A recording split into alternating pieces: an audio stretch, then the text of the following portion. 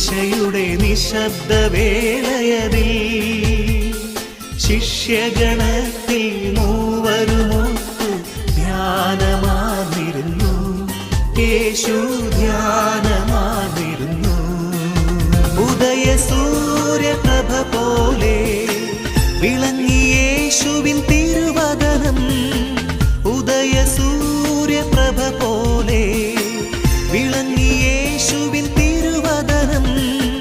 വസ്ത്രമൊക്കെയും ശ്വേതമയമായി എങ്ങും പ്രഭ പരന്നു. അവിടെ